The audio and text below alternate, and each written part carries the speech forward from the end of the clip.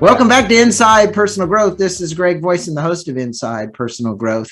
And we have Dr. Wes Ely on the line with us.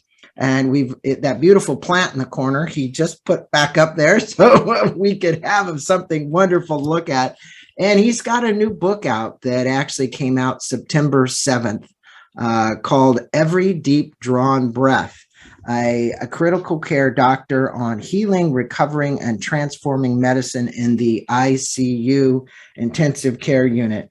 Well, Dr. Ely, thanks for being on Inside Personal Growth and spending a few minutes with my listeners, many of them in the healthcare profession, and many of them probably wanting to learn more about what you have to say. You're a nonprofit as well. So I want to let them know a little bit about you. He's an internist, pulmonologist, and critical care physician.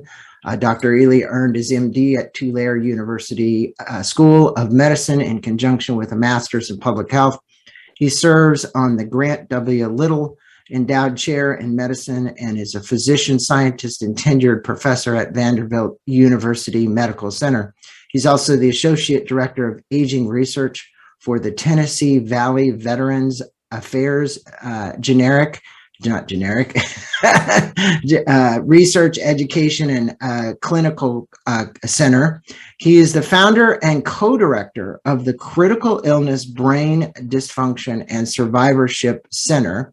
And we will put a link to that, Dr. Ely, for everyone to go to, because there's some wonderful videos up there. I was just watching a few of them. And the organization is dedicated to research and ongoing care for patients and families affected by critical illness. He also has numerous studies published in the New England Journal of Medicine, the Lancet, and his writings have appeared in the Wall Street Journal, the Washington Post, USA Today, and numerous other publications. And he lives in Nashville. Well, quite a bio and quite something to speak about here, because many of the listeners may not know about this issue, but obviously COVID has been something that has exacerbated the challenges associated with the numbers of people in ICU. And you write in the beginning of your book that you mentioned that as a young ICU doctor, you went to extreme lengths and your sole focus was on saving lives. You then state that in so doing, you sometimes sacrifice the patient's dignity and caused harm. What is it that has happened?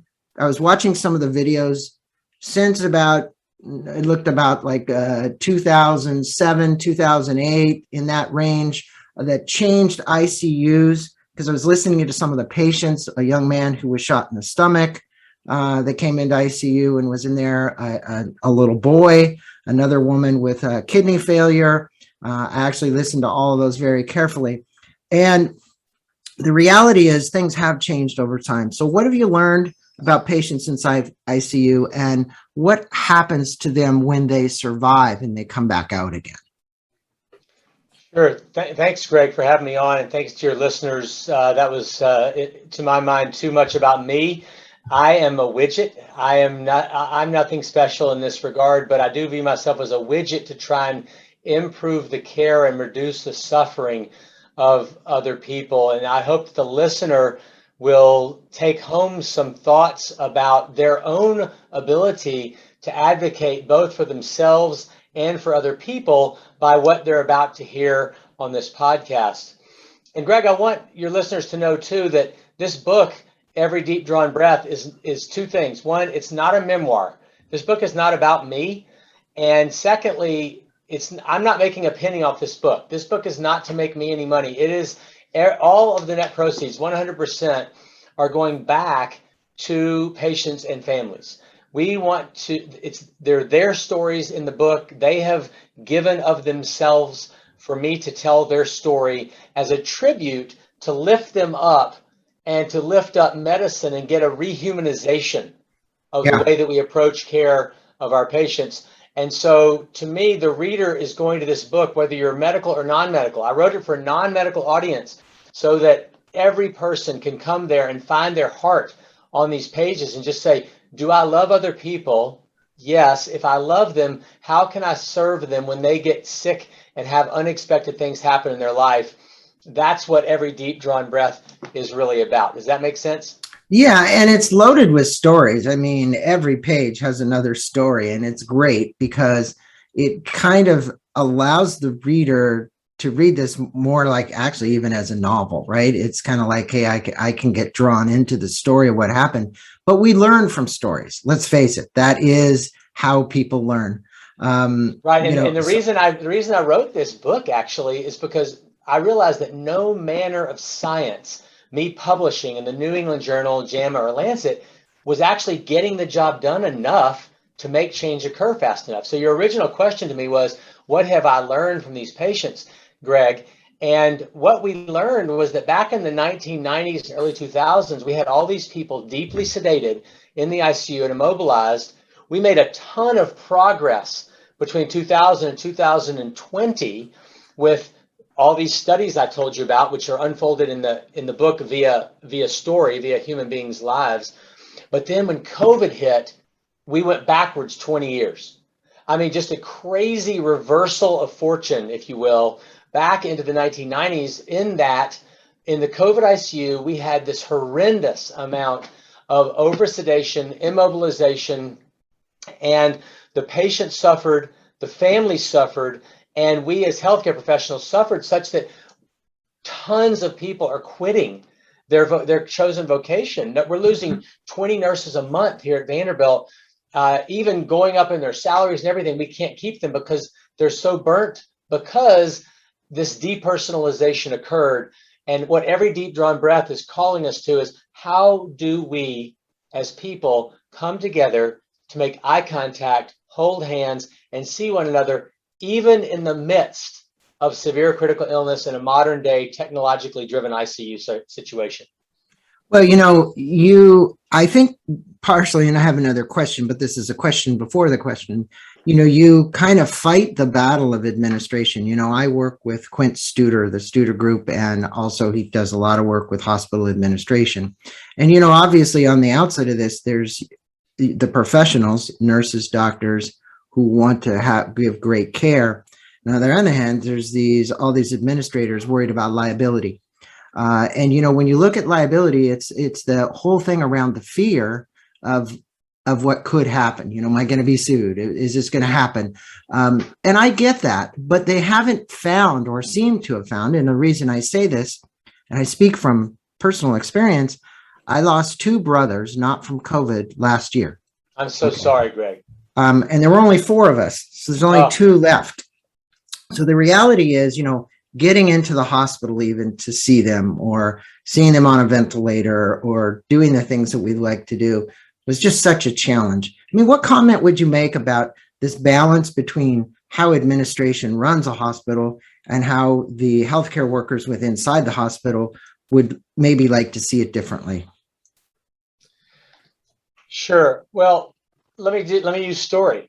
So I remember in COVID that I was caring for, because you said your brothers died before COVID, right? No, during, but the reality is they were not from COVID. Okay, that's what it is. So in the exact same scenario, I remember during COVID, I had a patient who had an autoimmune disease, not COVID, and she desperately needed her family. She needed her mother and her father. She was a young woman. All right. And she became, to my knowledge, the first person at Vanderbilt University who had a visitor after the initial phases of COVID, when we were afraid and shut down hospital visitation to everyone, so that everybody was suffering. Even if you didn't have COVID, you were affected by the pandemic, of course. The reason I tell the story in answer to your question is that it took a lot of mental wrangling and voice and arguments to get me on the same page with the administration to say, this is not an option for this woman. Like, her actual medical care requires her mother at the bedside. In other words, the family is not a luxury. They're part of the treatment plan. Right. Well, I like how you put that, and you did that very diplomatically. And fortunately, we were able to go in and see one of my brothers during the process. So it really did help a lot. It helped him make his transition easier. And I think, in our finitude, when you think about our finitude, whether it was from COVID or whatever. The reality is hundreds of thousands of families died not being next to the people by their bedside. And those bodies, as you know, ended up then going to the morgue, and then basically, because of COVID, not having the kind of closure they needed. So there's a lot of people out there without closure. I speak to them all the time. I do a lot of interviews around books like this. But, you know, you tell a lot of interesting patient stories in the book, and one of that set the stage for what happens to patients that were admitted to the ICU and survived. And we're talking about— Greg, before you tell that story, before you ask about this particular story, there's two things happening in my head. Do you mind if I share them? No, go ahead. Okay. One is that you talked about people dying and the bodies going to the morgue. One thing I want the listeners to know is that through an NIH-funded investigation, we are now actually getting volunteers who donate their brains to us, and we're studying the brains of COVID and non-COVID survivors to understand differences between what happens to the brains in critical illness versus critical illness plus COVID. And the reason we're doing that is that one of the downsides of critical illness is that people get an acquired dementia. Mm-hmm. And this is part of the PICS syndrome, post-intensive care syndrome, which I'm sure we'll get to in a minute. But long COVID, which it's on everybody's mind because it's the suffering that goes on months after COVID infection. PICS plus long COVID is the worst form of this pandemic-induced nightmare that people incur. And so we're studying that. And I just want the listeners to know. Secondly, I want them to know that one way that we're combating this immense loneliness that makes people, suffer even greater, both the families and the patients when they're not together, is that we have a safety program called the A2F Bundle. And I know we'll come back to that as well, but this safety bundle is the ABCDEF Bundle. F in this A2F Bundle is family. And so we are fighting to have the family there at the bedside and have us not break that important connection between the two. And this is critical during the dying process as well as during the living process. So I just want to put that out there. I think it's important that you say that. I mean, it's a very important factor that you're studying the brain, you're studying these long-term effects of COVID. If you look in history, how people died, and you go back, because I did an interview with a physician from New York about her book, Finitude. And like you, been studying a lot of patients for a long period of time, and an ICU doctor as well. And, she said in this book that if you go back to the 1500s, 1600s, when people would die at home, which is where most people want to die. Today, 97% of the people die in a hospital. That's not really where they want to die, because they're really sitting in ICU, right? A lot of this happens in your territory, and you are very well aware of this. And I think it was really a telltale sign about what she said. With the families being around them, obviously medicine wasn't as advanced as it was, but the reality is that the process was so much more humane, seemed humane, much more humane.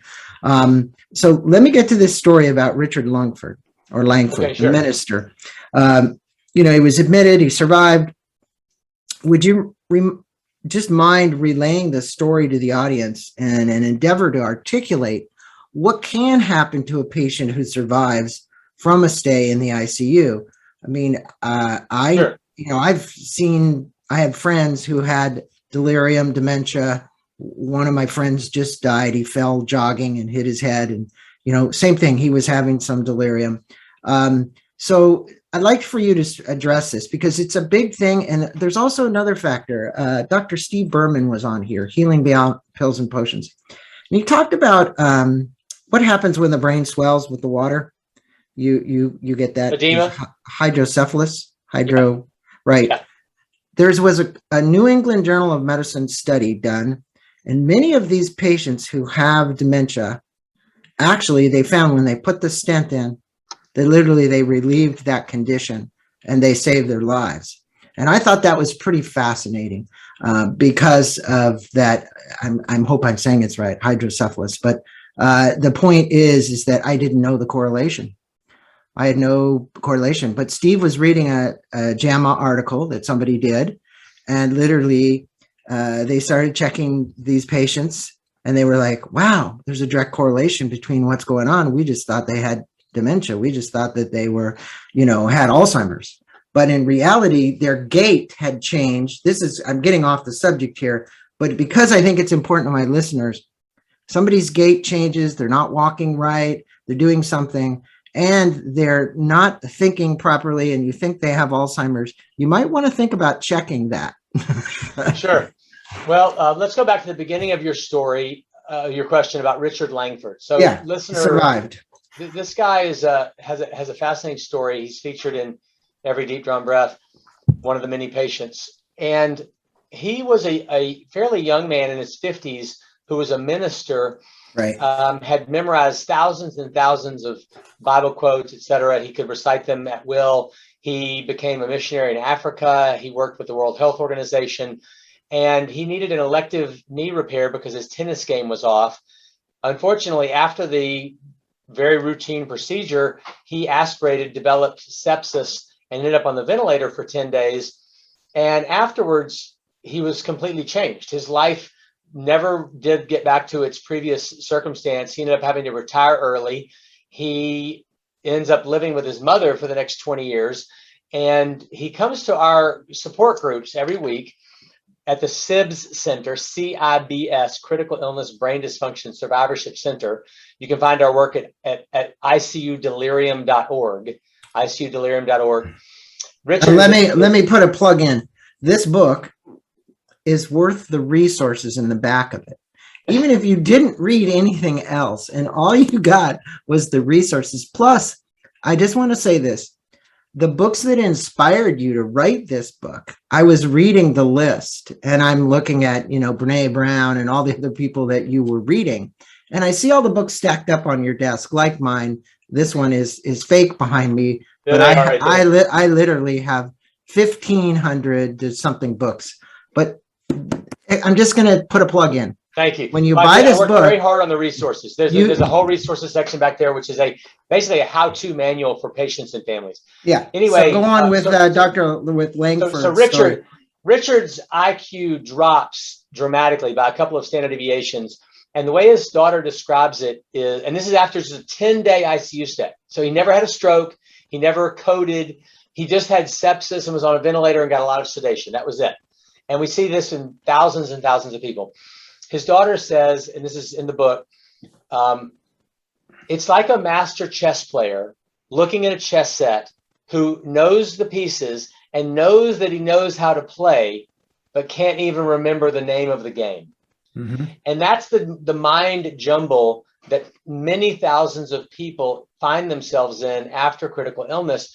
And in contrast, Greg, to the story you told a moment ago about the person with hydrocephalus who got the drain, that's a focal physical thing that can be treated. And I'm glad you used that example. These patients instead have a global injury over their whole brain, which is millions and millions of neurons dying during their critical illness. Dying from what? Dying from micro blood clots, dying from overuse of sedatives, which have neurotoxicity, like benzodiazepines specifically, or overuse of propofol even, which is the Michael Jackson drug, and also dropping oxygen counts. And then just, the brain bone is connected to the body bone. So immobilizing the body for days on end actually affects the brain. These things are all connected. And so that's what happened to Richard Langford. It's super sad, but it is not rare. It's extremely common. And that is part of what I want the audience to know about, so that they can do what? They can advocate proactive for their loved one being awake, mobilized, getting out of the bed as soon as possible, and what I call getting back to the land of the living. I saw that in the videos, and I saw the people that actually were having treatment that way and the differences that it made versus the ones you compare and contrast who in the olden days didn't do that, right? And you tell this really compelling story about responding to a code blue with one of your patients. You proceed to explain that Dr. Chin was already in there. Fierce attempts to insert the ventilator. Couldn't find the airway. It was blocked. Put the head back. I mean, I was reading the story with much interest. Can you tell the story and what you believe is wrong with critical care medicine and what needs to change about the culture of critical care? Sure. What happened that day was Dr. Chin, my attending physician, was trying to place an endotracheal tube, a plastic tube, down into the trachea so that we could then attach this patient onto the ventilator, which has become so common in COVID. And what happened was that he couldn't get that tube down into that airway. The patient was getting bluer and bluer. The oxygen levels were dropping more and more. CPR had been interrupted just to get this done. So the patient's having no blood flow because their heart's not beating during this time. And it's extremely harrowing to watch this occur, especially during COVID, because the SATs drop even more precipitously. And it's just very scary. Now, you asked, what about critical care needs to change? Well, that scenario I just described is always going to be there in critical care. What's happening, though, is that we tend to extend that emergency kind of depersonalization out into the following hours and days. And we take patients, and imagine this. Imagine 100 people coming in with critical illness. They're all in color. They all have their own loves, their likes, their dislikes, their favorite music, their favorite food, their pets' names. Imagine if you took all that color and humanization and ran everybody through a depersonalization chamber, and the other side, it was just tones of gray. Mm-hmm. Everybody looks the same. Everybody's on a ventilator. Everybody's quiet, unconscious, in a coma, unable to speak, and I don't know who they are, and I can't find out who they are. That's what, unfortunately, has occurred way too often in the ICU. And what I am advocating for here is for use of this A2F bundle, the A, B, C, D, E, Fs, which is really, A is analgesia, an approach to pain control. B is both stopping the ventilator and stopping drugs every day. C is choosing drugs other than benzodiazepines, which are so dangerous. D is paying attention to delirium. E is early mobilization and getting somebody out of the bed. And F is having family at the bedside. And what I'm saying is that this approach, this A2F bundle, we've studied this now in about 300 to 400 papers in over 30,000 patients.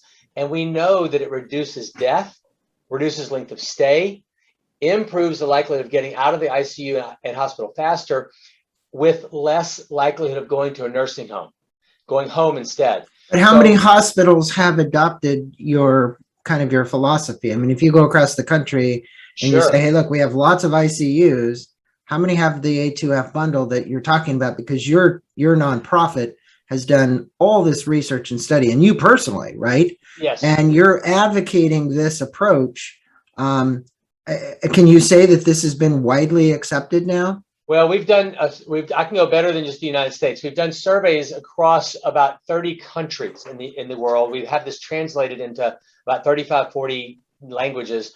And I would say that around 60 to 65% of hospitals have done this to some degree. The question, Greg, is how much have they done it? So if there's 6 steps, and by the way, this safety bundle is kind of like, think of your pilot trying to get you from LA to New York.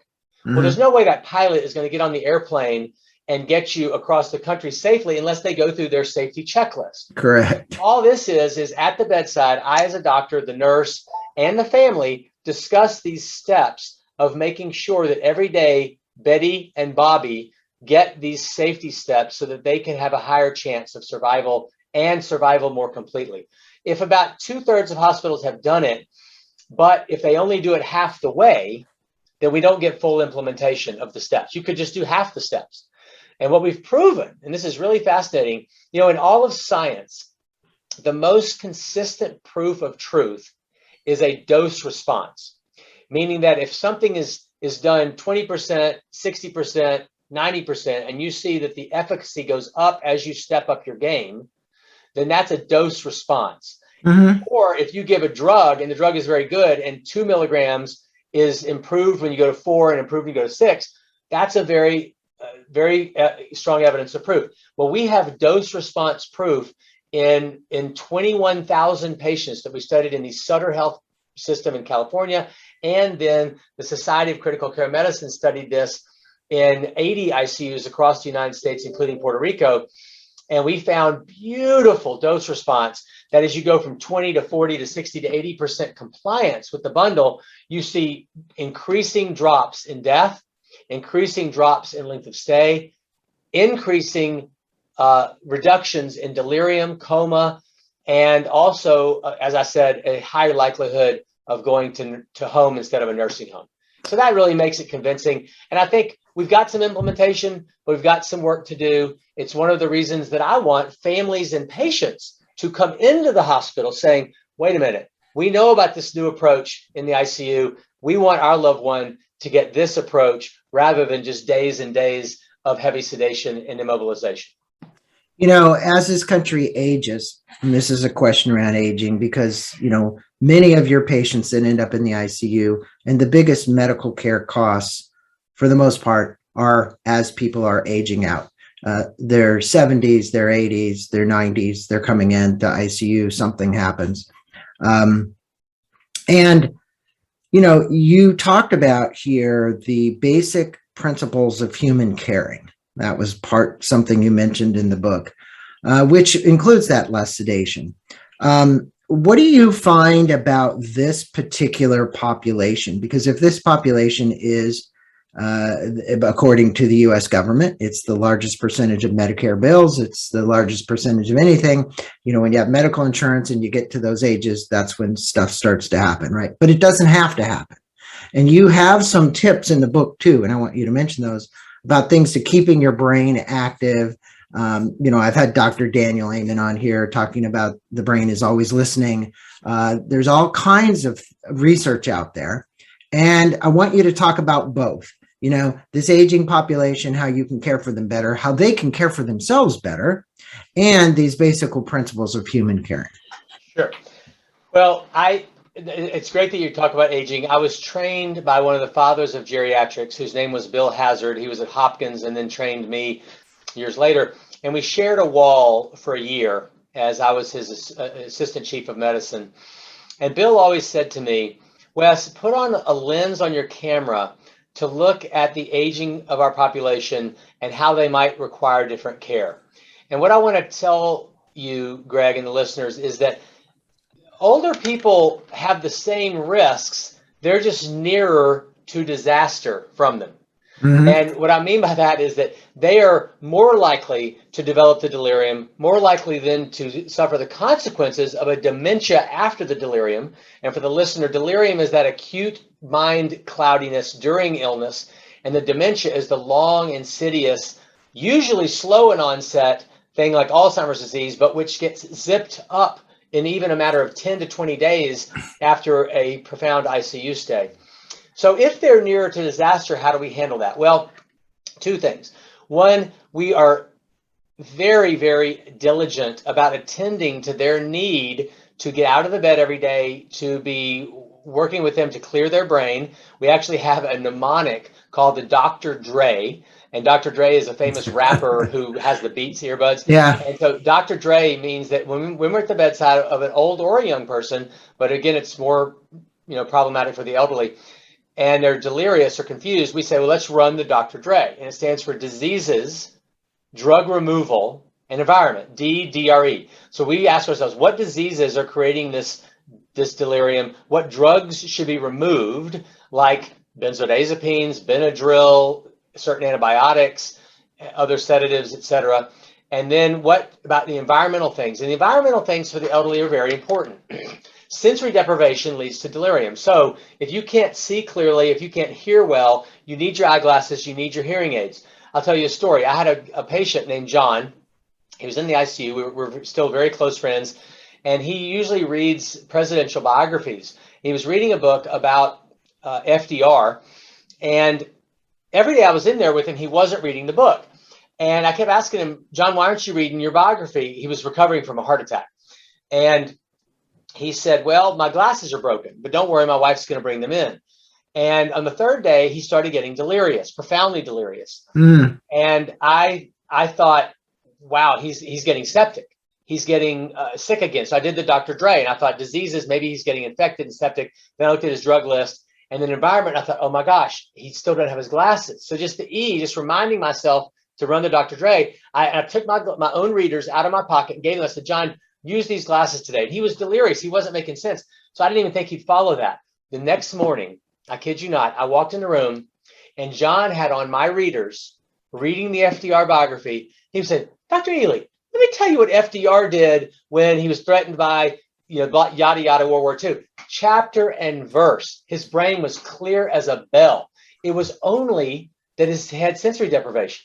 So these are the things we can do acutely. And I'll leave the reader with one more thing long term. When they incur a dip in cognitive function that lasts weeks and months after critical illness, remember Sudoku and Scrabble.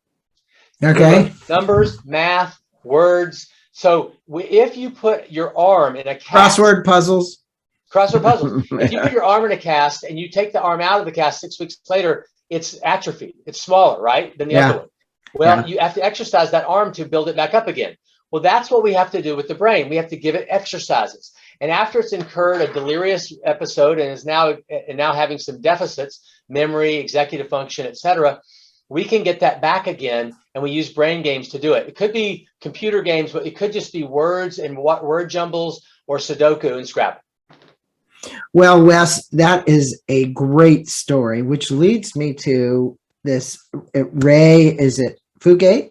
Ray Fugate. Fugate, a COVID patient that was showing signs of delirium, because you were speaking about delirium just now, as a result of low oxygen levels. Now, a lot of people went out and bought oxygen meters during COVID. Stick them on your fingers, see what your pulse is, see how much oxygen you're taking in, because there was obviously a serious issue going on, and still is. And you talked about these long-term effects of COVID. I don't think we got into it, but what are some of the lingering effects in particular with this patient and having contracted COVID? Yeah, great. So Ray was in the ICU with COVID, and he was very delirious. We think that this is from, in this case, again, diseases like COVID, also blood clotting in COVID, dropping oxygen levels in COVID. Actually, I have a mnemonic called F COVID. Like, we hate COVID, so F COVID. Those are the causes of delirium, and it's family absence and isolation. Yeah, big one. Yeah, right. And then COVID itself, because it causes the virus itself, and then oxygenation. That's FCOV. V is the virus, I said, and then drugs. I think I mentioned them all. That's it. You got it. You got the whole thing. And so he had all those causes. And when he developed days on end of the delirium, his wife, even though we got his wife there, she was at the bedside. We addressed all the Dr. Dre stuff. But weeks later, Ray was having tremendous problems with his thinking. And he was a high school principal and needed to get back to his job. And the way that we did it was that Shelley, his wife, worked with him day in, day out, and I have permission to use their names, by the way. They're in the book. Worked with him day in, day out, exercising his brain and putting him on a program, basically, of an hour to hour and a half a day of brain exercises broken up into 3 parts. And he got all the way back to where he wanted to be. He's living a very full and fruitful life. It took months. And I asked people to put their patience cap on, because it's going to be, they don't get sick in a day. They're not going to get better in a day. It's a long process, but we have hope. And we want to leave the reader, the listener here, with a lot of hope for their recovery and for getting their life back after critical illness. That's the main thing, is don't lose hope, because there is a great path towards getting your life back, even after profound COVID and ICU stays. Well, you do a great job in this book of telling him, and there's a personal story in here I want to make sure I get in before we end, and that's about your daughter, Taylor. And, you're out by the pool, she does a flip, and she hits her head, and obviously this is a very personal story, and I think it's a good story for the listener to hear. What did the accident that Taylor had teach you about being a more masterful ICU physician, because you have such a passion for this? And I'm not certain if this wasn't the impetus for your desire to want to drive you to do this. I'm just guessing, but I have a son who has chronic myelogenous leukemia. So I get to deal with his constant ongoing medications and what's happening with him as well. So any correlation there? Sure. There's a reason why Taylor's story is chapter 6 in the book. It's right at the turning point of a 12-chapter book. And it was a turning point for me. I sat on the left side of that bed. Normally, doctors stand on the right of the bed, if you ever thought about that before, but that's by convention. We do that. We stand on the right and we examine from the right. In this case, I was on the left side waiting for the neurosurgeons to come in. And I realized that, in a sense, they weren't coming in regularly. They weren't teaching me what was going on. There was a form. I was kind of silenced as her father, and Taylor was silenced. And in a way, we call this is a form of testimonial injustice. And I sat there in the bed thinking, oh my gosh, I have done this to so many other people. It's kind of like that pogo thing. We have seen the enemy and he is us. I'm guilty here. And so I had to work through my own shame and guilt over the fact that I had committed a form of testimonial injustice in silencing other patients and their families. And I vowed that I would not do that anymore to people. And that is what led me to develop the A2F bundle. So You're right. It was the pivot point for me in my life.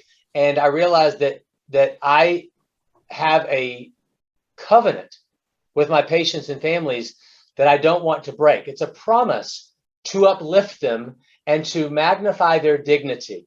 And this is important. Every human being is priceless, and no amount of disease reduces the value of a person by an iota.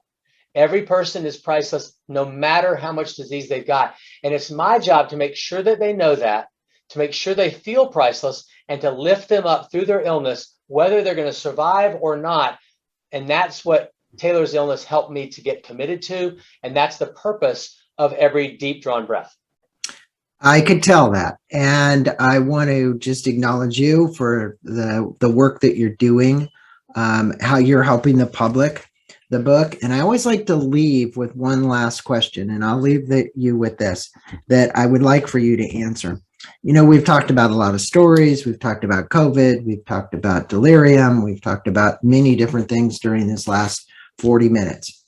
But what are you also at the end of this book say, hey, there's things you can do to make yourself better. In other words, if I'm not in the ICU, what are some of the things that you would give our audience, or leave a couple of tips if they do happen to go into ICU, that they would tell their family, or they would give some advice so that the stay there is the kind of stay you would like to see them have?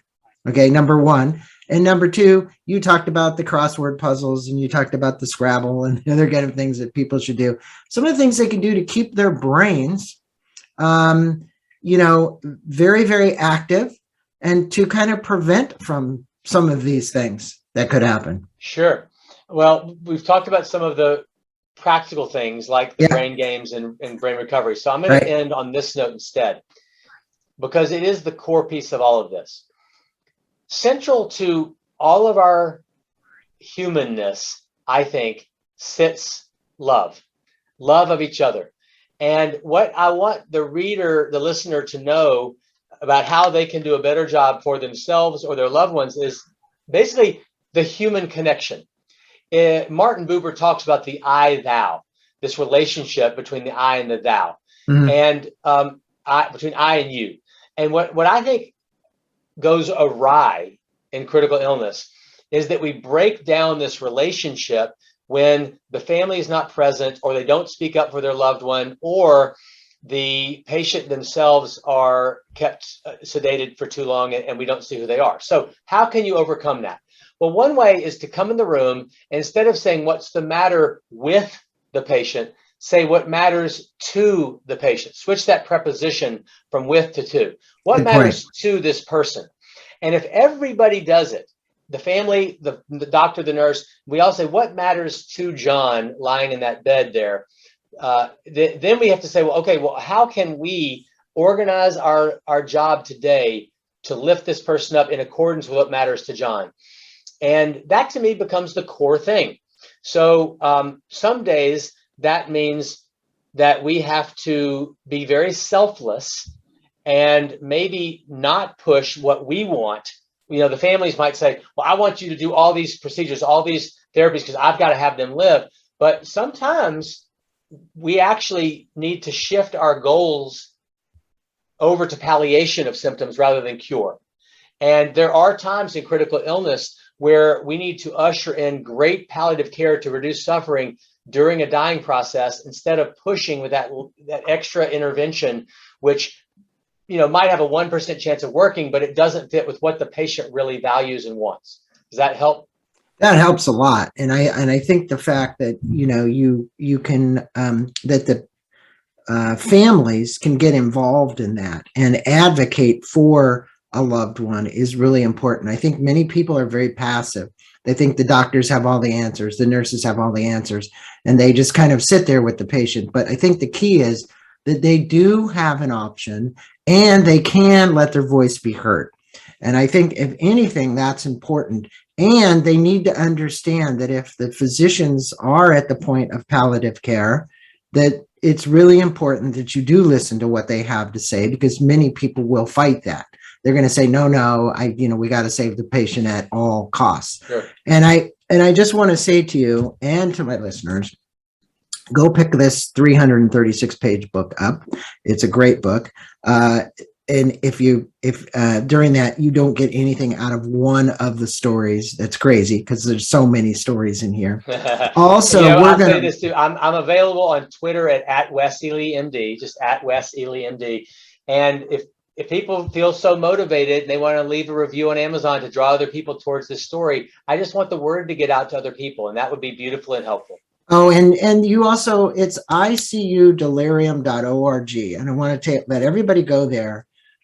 Make a donation, because the work that you're doing through your nonprofit is really, really valuable and important work, not just to COVID patients, all ICU patients in the study of the brain and what's going on. And Dr. Ely, blessings to you. Namaste. Thank you for being on with me and spending some time with my listeners. Thank you so much. It's been my privilege.